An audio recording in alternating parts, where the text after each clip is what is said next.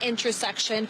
This intersection just hours ago is where hundreds of people showed up to protest these immigration raids. The building that is right behind them is a detention center, and that is also where this morning we saw a group of National Guardsmen standing by, ready to help and assist the Los Angeles Police Department with their security measures. But again, in terms of protests, it's been pretty quiet in this area. And the freeway just to my right that was closed during the protests, where you saw the droves of people heading down the ramp and onto the freeway and halting traffic temporarily, that has also been reopened. So things are calm, but we are expecting more protests to continue through the day.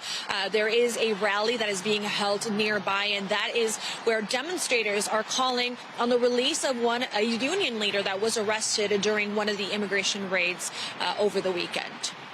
All right, we know that there's some big concern among law enforcement. They said that they are now being able to identify paid agitators who have joined the protesters who were initially there. We know the National Guardsmen, they're on the ground. President Trump deployed them, like you said, to protect the federal personnel, but also federal property.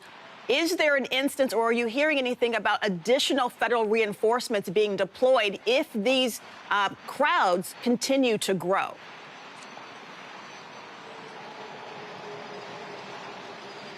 Yeah, you know, President Donald Trump did say that he was sending 2,000 National Guardsmen. We know that there were 300 on the ground in Los Angeles.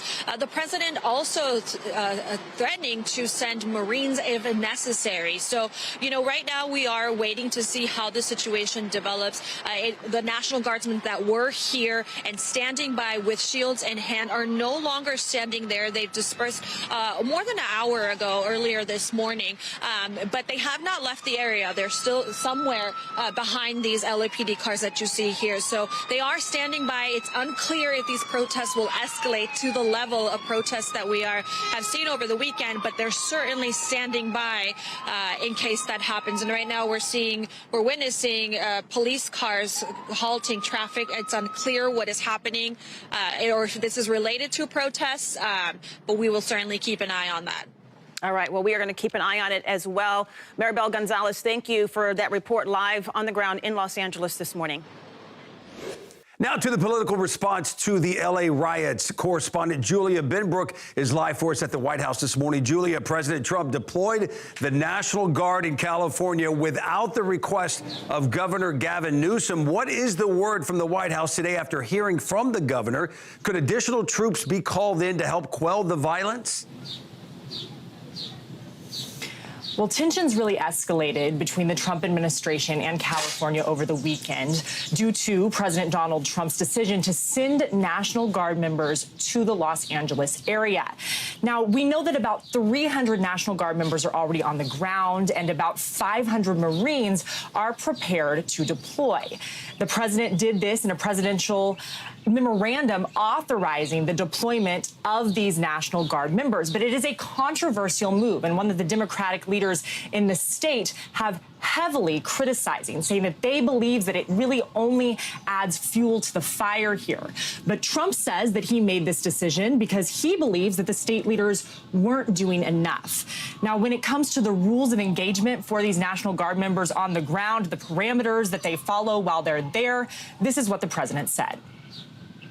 Engagement for federal troops. We'll see what happens. If we think there's a serious insurrection or less than that, we're going to have law and order. Very important. Now, this is the first time that the president has called in National Guard members without the governor being on board since 1965. So a lot of questions here, a highly controversial move, but again, two sides to the conversation. Well, in the meantime, Julia, border czar Tom Homan threatening to arrest both Newsom and L.A. Mayor Karen Bass if they stand in the way of federal personnel. Newsom not backing down, though, telling Homan to come, quote, arrest me. What else has the California or the lawmakers there been saying throughout the state? Well, California Governor Gavin Newsom, as well as LA Mayor Karen Bass, have continued to push back and criticize this decision. They call this move by Trump inflammatory and say that things have gotten worse since Trump sent the National Guard in. Here's a little bit more about what Newsom had to say. Donald Trump has created the conditions you see on your TV tonight. He's exacerbated the conditions. He's, lit the proverbial match. He's putting fuel on this fire ever since he announced he was taking over the National Guard. An illegal act, an immoral act, an unconstitutional act, and we're going to test that theory with a lawsuit tomorrow. So there you hear Newsom say that there will be legal action taken, that he believes the Trump administration is only adding fuel to the fire. He also sent a letter on Sunday to Defense Secretary Pete Hegseth asking the administration to rescind this decision. I'll read you part of that. He said state and local authorities are the most appropriate ones to evaluate the need for resources to safeguard life and property. Joe. All right, we'll see if that's rescinded today. And as this story continues to develop, correspondent Julia Benbrook for us live at the White House. Thank you, Julia. Continuing our coverage right now, Dr. Phil was actually on the ground in Los Angeles while ICE officers were investigating and arresting criminal illegals. He was also there when the protests broke out. He sits down with Border Czar Tom Homan for this exclusive. What are the instructions to the agents if someone is impeding their coming or going from a crime scene, if they're transporting detainees, if somebody's impeding that, if somebody's getting up and putting their hands on a federal officer, what is their instruction? You can protest and you can hate. Shame on you. I mean, but you can hate what ICE does and who ICE is. You can protest and throw out all the nasty words you want. But you can't cross that line. I've been saying this for months. And so now that it's getting to the point, it's getting out of control, it's getting to be a significant threat to our officers. And now you got the doxing, you got the threats against officers and their families. We are going to a zero tolerance position. We will not let anybody break the law, impede us, interfere with us, put hands on us. You will be arrested. That's exactly the message going forward to all agents. In front of the media, including Merit TV, were there, and a flatbed truck pulls up in front of this retail organization where a warrant was being served. There are megaphones, and they're broadcasting out as loud as possible, relentlessly, and they're coaching those that are arrested or might be arrested, telling them what to do, what to not do, et cetera, et cetera. And that's all legal. You have no problem with that, right? I have no problem with it. But then they started, I saw demonstrators, we have it on video, as does several of the media outlets here in LA, started attacking vehicles. Transport vehicles, vehicles with agents in them, pounding on the windows, throwing bicycles, anything they could find against the cars, impeding their exit and attacking the vehicles. That's not free speech. No, that's a crime. They've damaged a lot of government property. They slashed tires of the agents who were serving the warrants. This is all government property. Again, you got the right to protest, you got the right, your First Amendment rights, but you don't have the right to destroy government property. These men and women are enforcing the law. They're there with a warrant signed by a judge in a criminal investigation. That is a serious criminal investigation. So yeah, they crossed the line. They crossed the line yesterday.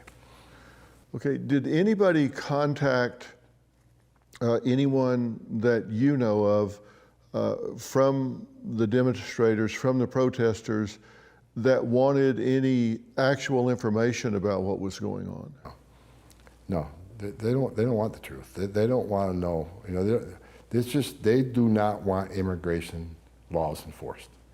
It's a sanctuary city, and the representatives of these NGOs and these open borders groups yesterday, you look at all their statements, not one mention of criminals, not one mention of forced labor, not one mention of tax evasion or customs fraud or money laundering or cartel support. It was all about They don't want immigration laws enforced against anybody. And I really think if they understood and asked those questions, or understood why exactly we're there and doing what we're doing, I think you have less people out there protesting. Okay, this isn't just immigration enforcement. This is a part of a bigger criminal syndicate that ICE is trying to investigate and take down.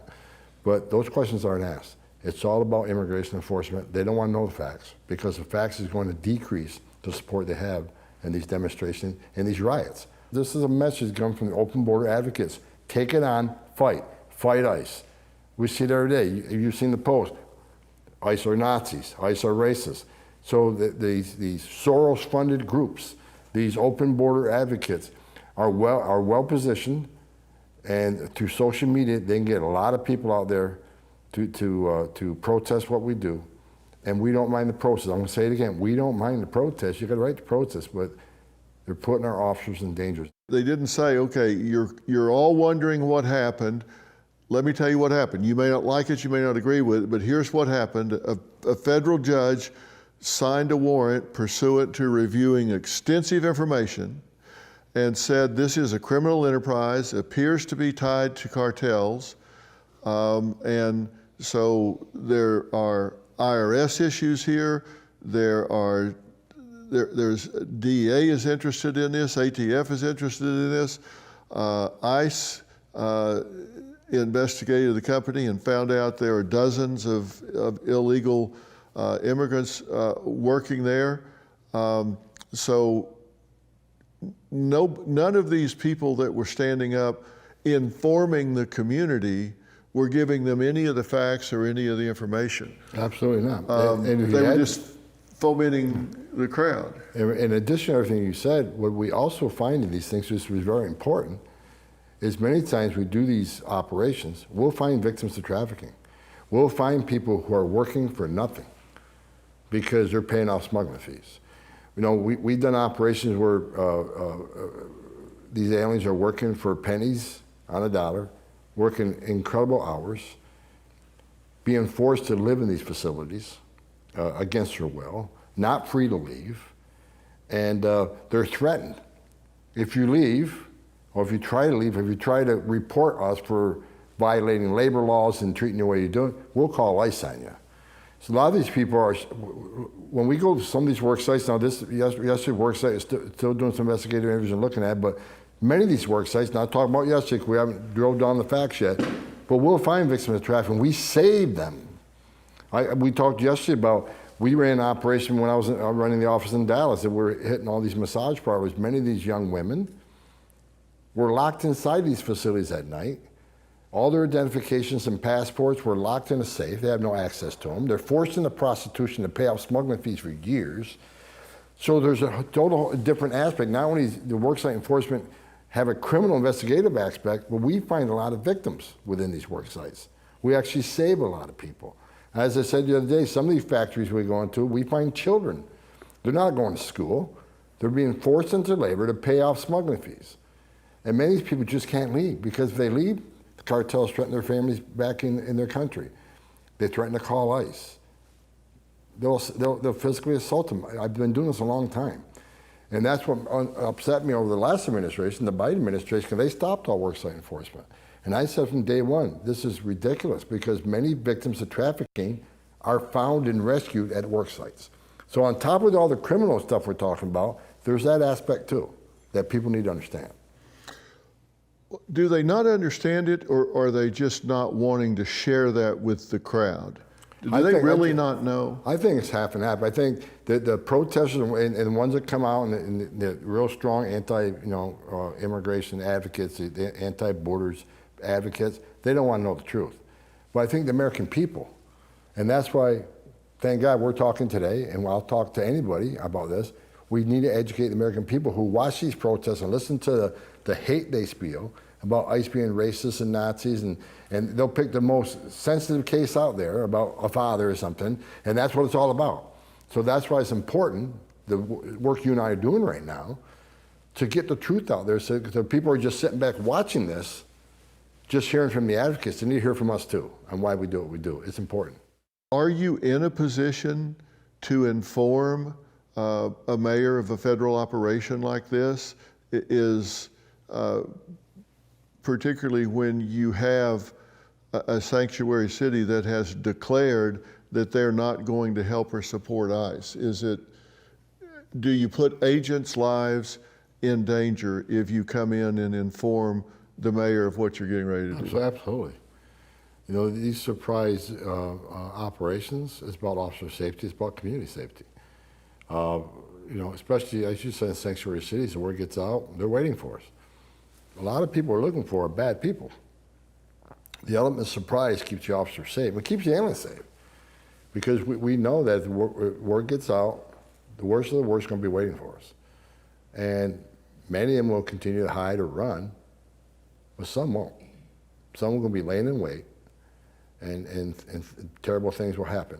I'm telling you right now, it's a matter of time before one of our law enforcement officers take a life, or these radicals kill an officer. It's coming. It scares the hell out of me. But as this rhetoric continues, and not only from Open Borders advocates, members of Congress, you know, Hakeem Jeffries, who says he's going to dox every ICE agent out. You know, how dare we wear masks? Wear a mask to protect their identities, their family identities, because they're being doxxed and they're being threatened, their families are being threatened, so they're trying to give themselves some sort of protection. And you got a member of Congress that says he's going to identify every ICE agent out there as wearing a mask. We got agents being threatened, families being threatened. You and I talked about yesterday. I had over 1,000 protesters in my home. Again, as the borders are, I can deal with that. But the men and women out there doing these dangerous jobs, their families are scared. They're concerned about their safety and their families. It's already a dangerous job. So as this rhetoric continues to increase, and the attacks on ICE continue to increase, when they hear it from some judges, members of Congress, then people in the public, okay, it's okay to attack ICE. I got a member of Congress talking about it, I got a judge saying something about it, so they feel supported in the continued attacks of ICE. This doesn't have to be inhumane, and we're trying not to be inhumane. You saw yesterday how the people that are in custody at the processing center were treated. They were treated with dignity. Men and women of ICE, they're mothers and fathers too. They have children. They don't hang their heart on a hook when they go to work. Either does Tom Homan. Now, I'm pretty harsh stance. I'm going to enforce the law without apology, but it doesn't mean you have to be inhumane. It doesn't mean you don't have a heart for these people sometimes, depending who they are. I certainly don't have a heart for a little and that rapes a child, but there's a right way and wrong way to do this job. We're trying to do it the right way. Well, he seemed to be afraid, as some of them were, that once they were in custody, they were going to be abused. And I think that's rhetoric that's being spewed out there. If they get a hold of you, boy, they're going to treat you horribly. They're going to send you to an ICE facility that's the most terrible place in the world. They're going to send you to a concentration camp. And as you and I talked about, the ICE standards, detention standards, are the highest in the industry. I'll put an ICE detention standard up against any other federal detention facility, any state prison, any county jail. And I stand by that. I'll put our detention standards and our facilities up against anybody. So I was simply trying to calm the young man down and let him know things are going to be all right. Let me ask you, because I haven't had anybody tell me this straight up. The advocates and those that are anti-ICE, which... where were the advocates when 500,000 children were smuggled in this country? Where were the advocates when the last administration lost track of 300,000 children? Where were the advocates with a significant increase in sex trafficking of women and children under the last administration because of the open borders? Where are the advocates for 250,000 Americans dying from fentanyl because of the open border? Where are the advocates then? Where are the advocates for the hundreds of angel moms and dads I met that were separated from their children because they buried their children, because their children were killed by an illegal alien? Where are the advocates then? I mean, they're really about humanity and the safety and well-being of migrants. Where were they? Where 4,000 aliens died making the journey under the Biden administration? An historic high number of aliens died making that journey. Where are the advocates at? The advocates pick and choose. So this isn't about humanity, it isn't about protection. If you really care about the protection of illegal aliens or migrants coming to this country, where were they when 4,000 died making this journey? Well, I would add to that, where are the advocates for those that are being enslaved in the United States right now because of the exploitation of the cartels holding their families under scrutiny and threatening them, intimidating them with torture or death if they don't do their criminal activity here in the United States? Where are they advocating for them to be found, rescued, and gotten out from under the thumb of the cartel? Where are they for that? Nowhere to be found. Where are they when the 300,000 missing children, we already found nearly 9,000 of them? Where's the thank you to ICE? Where's the thank you for ICE for taking 29 members of TDA off the streets of New York City 2 weeks ago? Where's the thanks for ICE for all the public safety threats they've taken off the streets? In Massachusetts, over a dozen illegal aliens who raped children. The men and women at ICE are doing a fantastic job. And as you and I discussed many times, immigration enforcement has always been controversial, it's always been emotional, I get it. But we really are doing the best we can to make this country safe again. Well, that message isn't resonating with former vice presidential candidate Kamala Harris, or vice president. She said that deploying the National Guard is a dangerous escalation meant to provoke chaos. But then she added, as the LAPD mayor and governor have noted, demonstrations in defense of our immigrant neighbors have been overwhelmingly peaceful, as we just watched video of the fires on the streets of L.A. Well, and Senator Tom Cotton of Arkansas said, no surprise that the most incompetent vice president in history stands with the illegal alien rioters. Yeah. So, well, right now, all we can do really is pray for our country and pray for the safety of our law enforcement and all those who put their lives on the line to protect all of us. So we will continue to pray. In the meantime, be sure to catch an exclusive 90-minute special tonight on Dr. Phil Primetime. well, coming up, Dr. Phil exposes the prosecution's mistake everyone else missed, and Diddy once again asked the judge for a mistrial, what the judge said next, and the devil in the Ozarks on the run, no more, where he was finally caught and how police canines tracked him. That's next. They say it's the loneliest sport. No teammates to pass to, nowhere to hide, just you and the silence. To survive here, you must evolve. To win, you must become something more. Because now, one fighter ignites the team.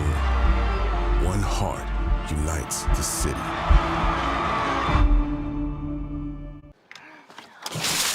What should we do? I'm going to CashNetUSA.com. I can apply in minutes, and if approved, we can have the money as soon as the same business day.